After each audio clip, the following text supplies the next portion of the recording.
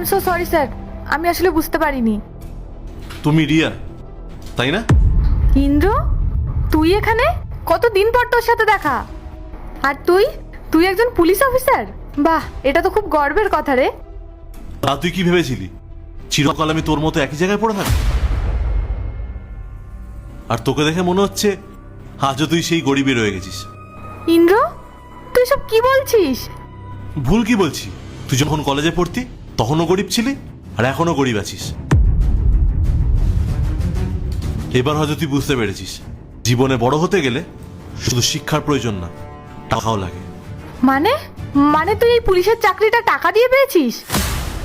Of course, আজকালকার দিনে টাকা পয়সা ছাড়া জীবনে কিচ্ছু হয় না। তোর মনে আছে আমি তোকে কলেজে কি বলেছিলাম?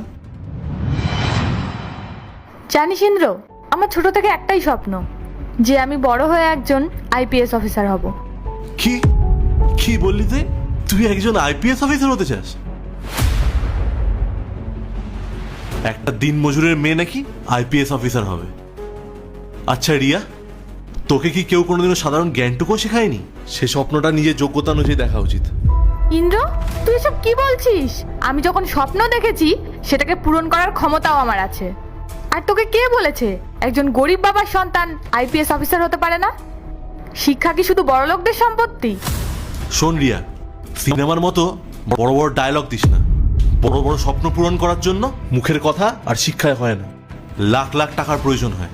বুঝতে পারলি?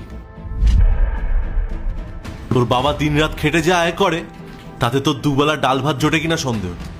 আর তুই করবি নাকি আইপিএস অফিসারের পড়াশোনা। ইন্দ্র, বেশি রাগ দেখাস না রিয়া, সত্যিটা মানতে শেখ।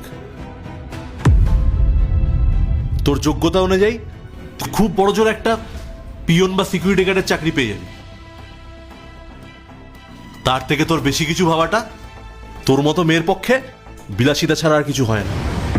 ইন্দ্র, তুই আমার বন্ধু হয়ে আমার দারিদ্রতা, আমার বাবাকে নিয়ে এরকম নোংরা কথা বলতে পারলি? তুই আমার যোগ্যতা নিয়ে প্রশ্ন তুললি? তুই দেখে নিস, আজ যেই পিয়নের কথা বলে তুই আমার অপমান করলি না, একদিন এই রিয়াই তোকে আইপিএস অফিসার হয়ে যোগ্য জবাব দেবে।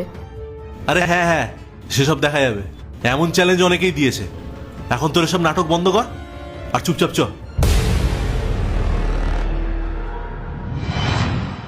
তোকে বলেছিলাম না রিয়া, একটা দিন মজুরের মেয়ে কোনোদিনও আইপিএস অফিসার হতে পারে না। আর তোকে দেখে মনে হচ্ছে তুই কোনো ছোটখাটো কাজই করিস। ইন্দ্র, পার্ট 2 দেখতে সাবস্ক্রাইব করো ভেলকু 78M।